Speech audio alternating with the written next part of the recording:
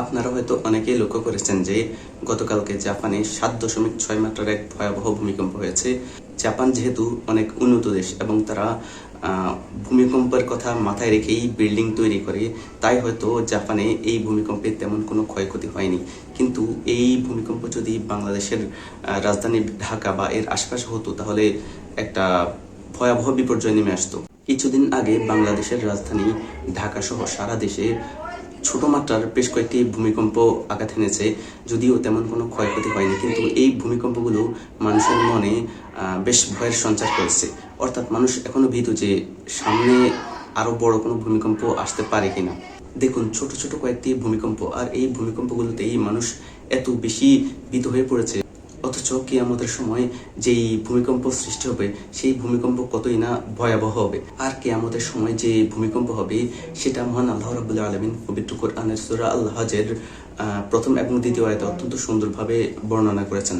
চলুন আমরা দেখি যে মহান আল্লাহ রাব্বুল আলামিন পবিত্র কোরআনের সূরা আল হজের প্রথম এবং দ্বিতীয় আয়াতে ভূমিকম্প নিয়ে কি বলেছেন।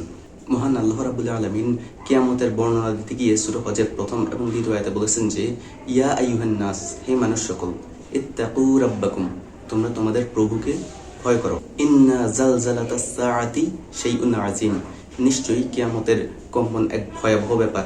ইয়াউমা তারাউনহা, সেদিন তোমরা দেখবে, তাজহালু কুল্লু মুরদিআতিন আম্মা আরদাআত, প্রত্যেক দুগ্ধ দানকারিণী মা তার দুগ্ধ পানকারী শিশুকে ভুলে যাবে। ওয়াতাদাউ কুল্লু যাতি হামলিন হামলাহা, এবং প্রত্যেক গর্ভবতী মহিলা গর্ভপাত করে ফেলবে।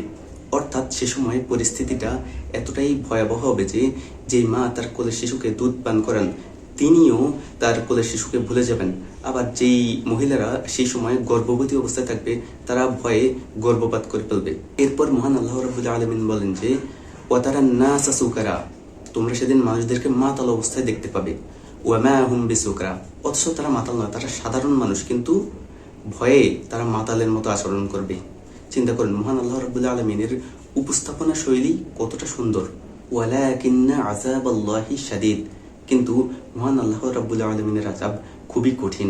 অর্থাৎ মহান আল্লাহ রাব্বুল আলামিন পবিত্র কোরআনের সূরা আল হজের প্রথম দুইটি আয়াতেই কিয়ামতের সময়কার বর্ণনা অত্যন্ত হৃদয়গ্রাহী করে উপস্থাপনা করেছেন, যা যে কেউই খুব সহজেই বুঝতে পারবে।